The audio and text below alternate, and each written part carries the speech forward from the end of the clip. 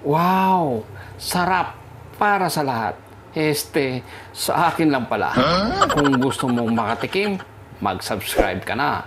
At pindutin mo na rin ang bell icon para lagi kang updated pag may bago akong upload na video. Okay ba sa'yo? Meron tayo ritong manok.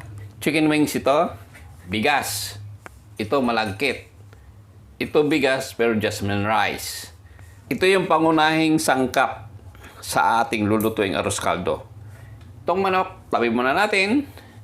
Itong mangkok, isasali natin itong jasmine rice, 3/4 cup.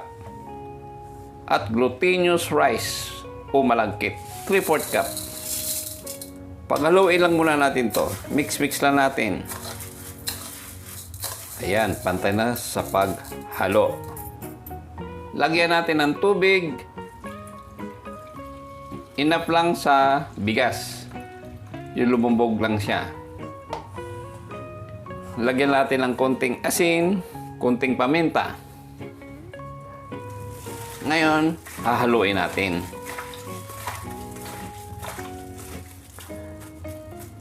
Marinate lang natin ng 30 minutes. Maglalagay tayo ng mantika, around siguro 2 teaspoon. Maglalagay tayo ng 2 thumbs, in-slice ko na ginger. Haluin natin. Itong luya, syempre, papatanggal lang siya ng manok. Sunod natin yung ating garlic. 4 na botel, minced garlic.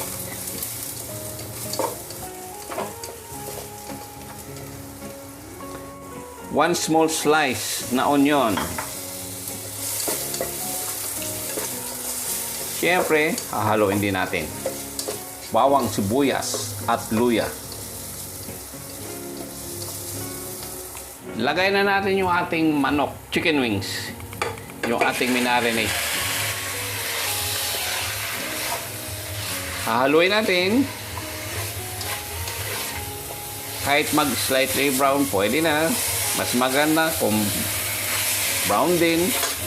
Habang ako'y naghahalo, kung ngayon lang kayo niligaw sa aking munting channel, sana po huwag nyo po kalimutan na pindutin ang subscribe button. Isama nyo na rin ang bell icon para po kayo ma-notify pag may mga bago akong lutong tulad dito. Arroz caldo. Ang daming chicken nito. Request ng madaming manok. Kaya ito, kalahating kilo chicken wings. Ayan, nag-iba na ng kulay.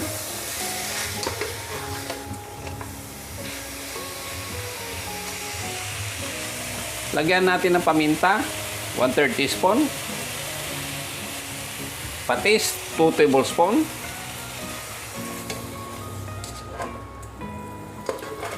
Sabay halo.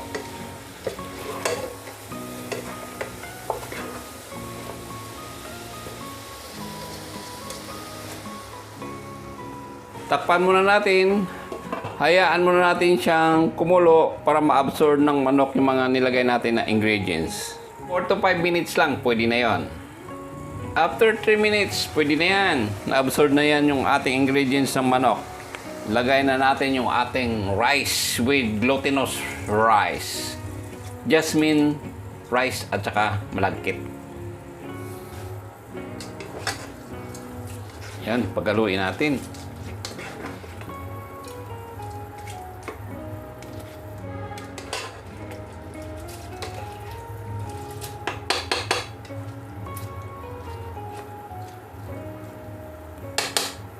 Lagyan na natin ng tubig, 2 liters. Ito, 1 liter muna ang nilagay natin. Mapapansin nyo, iba ang kulay nito. Ito yung chicken broth, pinaglagaan ng buto-buto. Ito pa yung isa.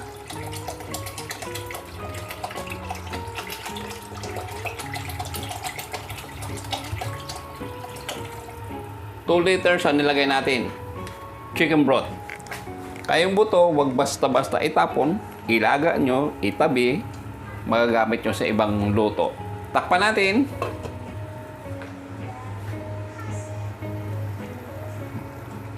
Ayan, tuloy-tuloy siya sa pagkulo. Haluin natin.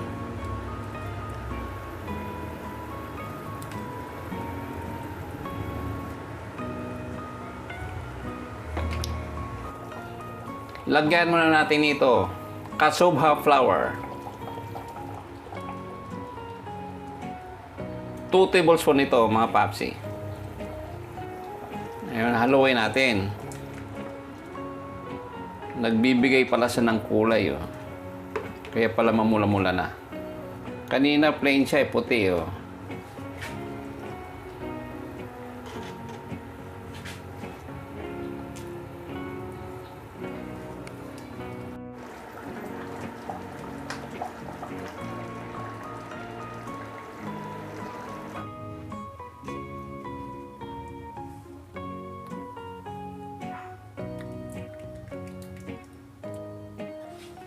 Saan mang dako sa Pilipinas, sa kanto o sa bahay, laging meron na ito, lutong Pinoy, arroz caldo, pang merienda, pwede pang hapunan, at pwede ring pang negosyo. Mura na sulit pa.